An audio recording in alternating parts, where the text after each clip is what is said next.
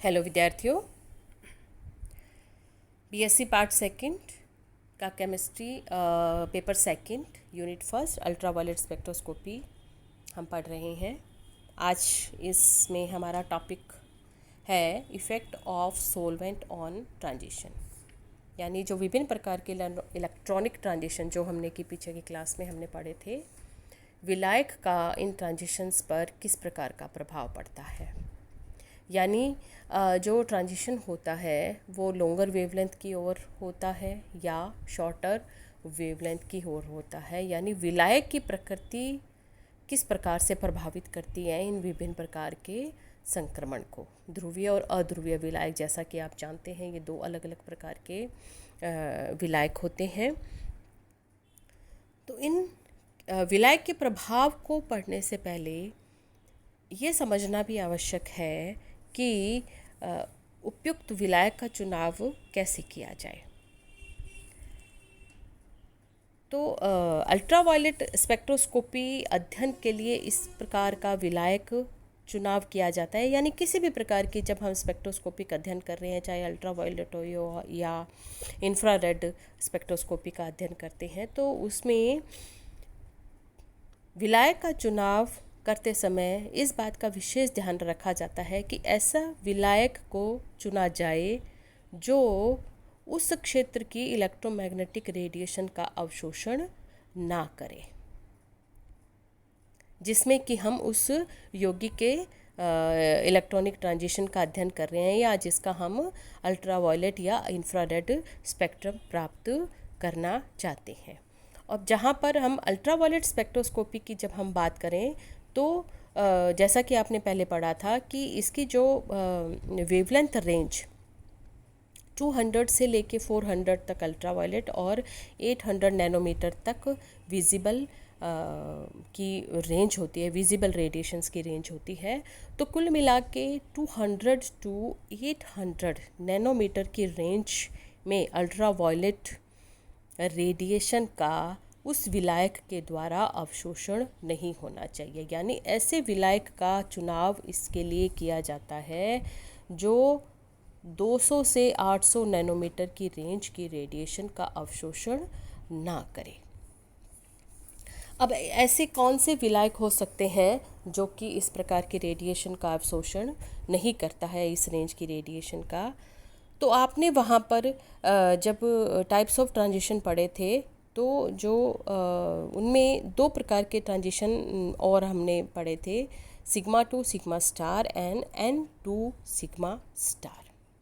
और उसमें पढ़ते समय ये देखा था कि sigma to sigma star transition ऊर्जा का बहुत अधिक अंतर होता है और उसमें वो निर्वात पराबैंगनी क्षेत्र की विद्युत चुंबकीय विकिरण का अवशोषण करता है। तो अतः यानी सिग्मा बॉन्ड किसमें पाया जाता है?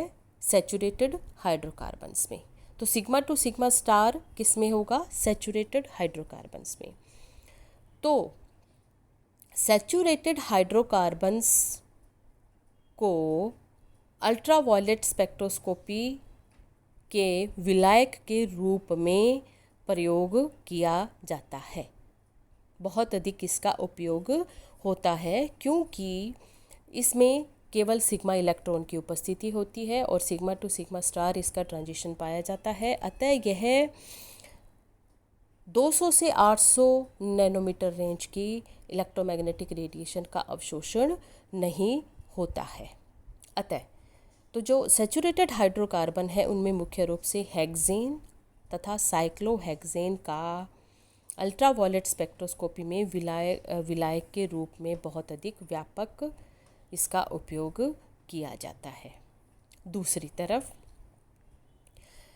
कि ऐसे हाइड्रोकार्बन्स या ऐसे सैचुरेटेड हाइड्रोकार्बन्स जिनके अंदर हीटेरो एटम उपस्थित हो, किस प्रकार का? जैसे ऑक्सीजन, नाइट्रोजन, सल्फर या हैलोजन हीटेरो एटम हो, तो ऐसे कंपाउंड्स में सिग्मा टू सिग्मा स्टार के साथ साथ, क्योंकि वहाँ पे हीटेरो एटम है वहाँ और उन हीटेरो एटम पे लोन पेयर ऑफ इलेक्ट्रॉन्स की उपस्थिति है, अतः जो कि नॉन बॉन्डिंग इलेक्ट्रॉन होते हैं।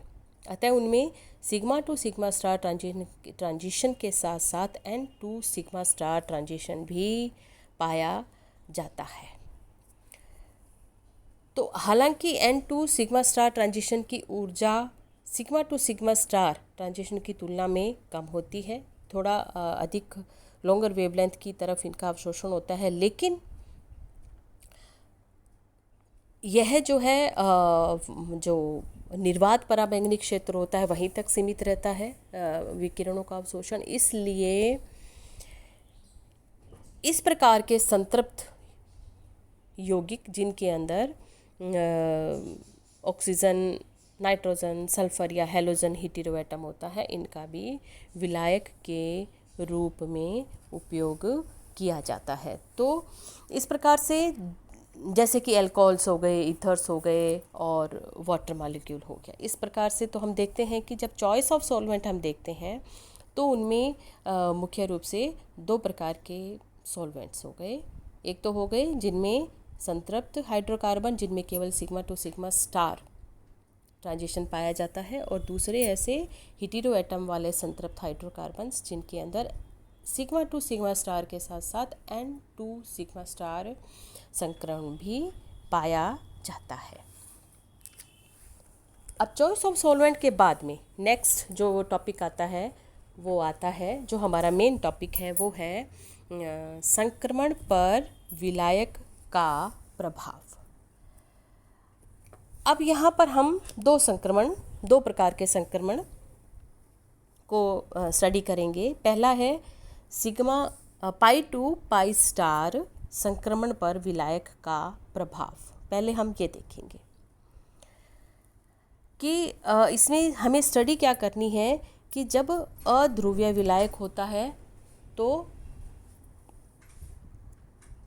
शॉर्टर वेवलेंथ की तरफ एब्जॉर्प्शन होता है या लॉन्गर वेवलेंथ की तरफ एब्जॉर्प्शन होता है, या ध्रुवीय विलायक होता है तो इसके स्पेक्ट्रम में क्या परिवर्तन आता है, यानी इसके जो रेडिएशन का एब्जॉर्प्शन हो रहा है वो बेथोक्रोमिक शिफ्ट होगा या हिप्सोक्रोमिक शिफ्ट इसके अंदर पाया जाएगा। तो सबसे पहले हम देख रहे हैं पाई टू पाई स्टार संक्रमण पर विलायक का प्रभाव। यहाँ आप एक इस शीट पर एक डायग्राम आप देख रहे हैं जिसके अंदर जो एक्स एक्सिस पर वेवलेंथ और वाई एक्सिस पर इसका एनर्जी लेवल दिखाया गया है, और आप दो प्रकार के विलायक की स्थिति इसमें देख रहे हैं। एग्जाम्पल इसमें लिया गया है एसिटामाइड का। तो इसमें आप देखेंगे जब ये अध्रुवीय विलायक में होती है तो इस प्रकार से जो क्रिया होती है, इलेक्ट्रॉनिक जो ट्रांजिशन होता है पाई टू पाई स्टार, ये होता है 178 नैनोमीटर पर। जबकि दूसरी तरफ अगर इसी एसिटामाइड का ध्रुवीय विलायक के अंदर सॉल्यूशन बना के और फिर इसका स्पेक्ट्रम प्राप्त किया जाता है तो यह लॉन्गर वेवलेंथ की ओर इसका एब्जॉर्प्शन होता है और ये 220 नैनोमीटर पर इसका एब्जॉर्प्शन प्राप्त हो जाता है। यानी ध्रुवीय विलायक के कारण इसमें बेथोक्रोमिक शिफ्ट पाया जाता है। अब इसका कारण क्या है कि पाई टू पाई संक्रमण में जो इसकी एक्साइटेड स्टेट है, यानी जो पाई स्टार जो स्टेट है वो इसकी मूल अवस्था यानी पाई स्टेट की तुलना में अधिक ध्रुवीय होती है, पोलर होती है। तो जो ध्रुवीय विलायक होते हैं जिनके अंदर हाइड्रोजन बॉन्डेड जो विलायक होते हैं वो इस एक्साइटेड स्टेट को कंपैरेटिवली अधिक स्टेबिलिटी प्रदान करते हैं, यानी जो इसका ऊर्जा स्तर है वो इसके मूल के ऊर्जा स्तर की तुलना में अधिक कम हो जाता है। ऊर्जा स्तर कम होता है तो इसकी जो वेवलेंथ है, इसका जो संक्रमण है वो लॉन्गर वेवलेंथ की ओर विस्थापित हो जाता है। यानी ध्रुवीय विलायक की उपस्थिति में किसी भी कंपाउंड का पाई टू पाई स्टार संक्रमण लॉन्गर वेवलेंथ की ओर विस्थापित हो जाता है, अर्थात बैथोक्रोमिक शिफ्ट का प्रदर्शन करता है। जैसे आपने इसमें एग्जाम्पल में देखा था कि एसेटामाइड में अध्रुवीय विलायक में ये 178 नैनोमीटर, जबकि ध्रुवीय विलायक में ये 220 नैनोमीटर पर पाई टू पाई स्टार संक्रमण का प्रदर्शन करती हैं। अब दूसरा हम ले रहे हैं वो है N2 पाई स्टार ट्रांजिशन। अब N2 पाई स्टार ट्रांजिशन में आप देखें कि जो N इलेक्ट्रॉन्स होते हैं वो पाई इलेक्ट्रॉन्स की तुलना में अधिक ऊर्जा स्तर पर होते हैं। तो यहाँ पर आप ऐसे टोन का हम एग्जाम्पल देखते हैं। तो आप यहाँ देखें कि अध्रुवीय विलायक की उपस्थिति में जो N2 पाई स्टार संक्रमण है वो 279 नैनोमीटर पर प्रदर्शित होता है, और ध्रुवीय विलायक की उपस्थिति में N2 पाई स्टार संक्रमण 265 नैनोमीटर पर प्राप्त होता है। अब यहाँ पर जो ध्रुवीय विलायक है वो N2 पाई स्टार संक्रमण में जो इसकी एक्साइटेड स्टेट है, यानी जो पाई स्टार है, उसकी तुलना में नॉन बॉन्डिंग इलेक्ट्रॉन की मूल अवस्था को अधिक स्टेबिलिटी प्रदान करता है। यानी कि इसका जो ऊर्जा स्तर है वो एक्साइटेड स्टेट की ऊर्जा स्तर की तुलना में अधिक कम हो जाता है। इस कारण से N2 पाई स्टार संक्रमण शॉर्टर वेवलेंथ की ओर खिसक जाता है, और ये प्रभाव जैसा कि आपने पढ़ा था हिप्सोक्रोमिक शिफ्ट कहलाता है। इसी एग्जाम्पल में आपने देखा कि एसीटोन में हेक्सेन में इसका अवशोषण 279 नैनोमीटर पर आता है, जबकि इसके जलीय विलयन में ये अवशोषण 265 नैनोमीटर पर प्राप्त होता है। तो यहाँ आप एक टेबल देख रहे हैं जिसमें अलग अलग प्रकार के सॉल्वेंट और उनकी वेवलेंथ रेंज यहाँ पर दिखाई गई है। तो इस प्रकार से हम देखते हैं कि जो पाई टू पाई स्टार और N2 पाई स्टार संक्रमण पर ध्रुवीय विलायक से पाई टू पाई स्टार में बैथोक्रोमिक शिफ्ट हो जाता है संक्रमण में, और N2 पाई स्टार में यही ध्रुवीय विलायक की उपस्थिति में हिप्सोक्रोमिक शिफ्ट का प्रदर्शन होता है। नेक्स्ट अब एक टॉपिक है वो है ultraviolet spectra of conjugated dance. अब कॉन्जुगेटेड डाइन्स यानी जब दो द्विबंध किसी हाइड्रोकार्बन चेन में जब दो द्विबंध एक सिंगल बॉन्ड से आइसोलेटेड होते हैं, तो इस प्रकार की जो डाइन्स है वो कॉन्जुगेटेड डाइन्स कहलाती हैं।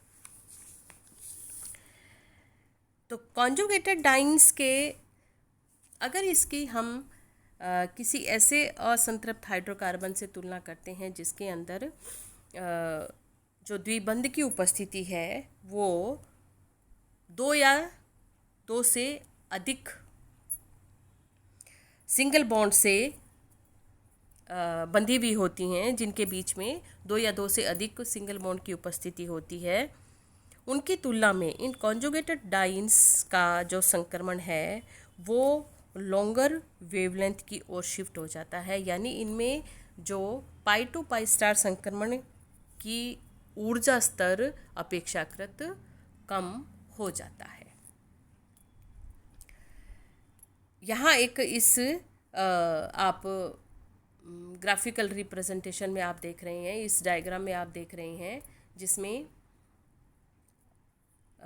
CS2 डबल बॉन्ड CS2 और 1,3-ब्यूटाडाइन का एक इलेक्ट्रॉनिक ट्रांजिशन का एक चित्र दर्शाया गया है, जिसमें आप इथीन में आप देखते हैं कि जो पाई टू पाई स्टार संक्रमण 165 नैनोमीटर पर प्राप्त होता है। दूसरी तरफ अगर 1,3-ब्यूटाडाइन में देखते हैं तो यह 217 पर लैम्डा मैक्सिमम की वैल्यू प्राप्त होती है। अब यहाँ पर जो क्या कारण है कि 1,3-ब्यूटाडाइन में यह पाई इलेक्ट्रॉन्स जो है जो कॉन्जुगेशन में उपस्थित होते हैं, ये लॉन्गर वेवलेंथ की ओर अपना संक्रमण का प्रदर्शन करते हैं।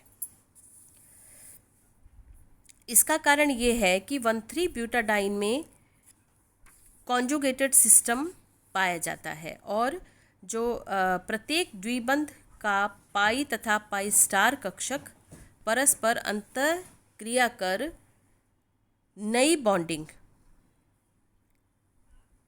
पाई 1 पाई 2 जैसा आप इसमें देख रहे हैं तथा एंटी बॉन्डिंग पाई 3 स्टार व पाई 4 स्टार कक्षक बना लेते हैं।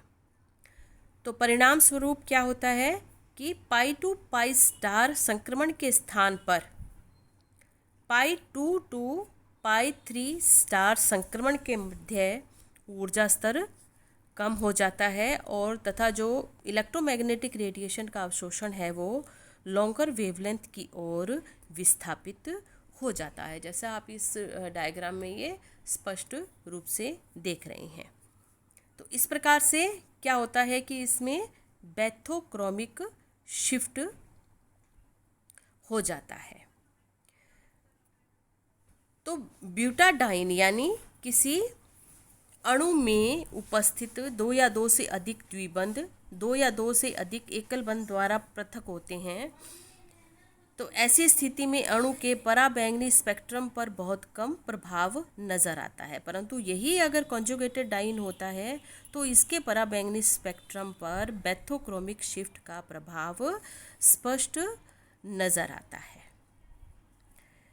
तो जैसे जैसे किसी भी अणु में ये कॉन्जुगेशन का प्रभाव बढ़ता है वैसे वैसे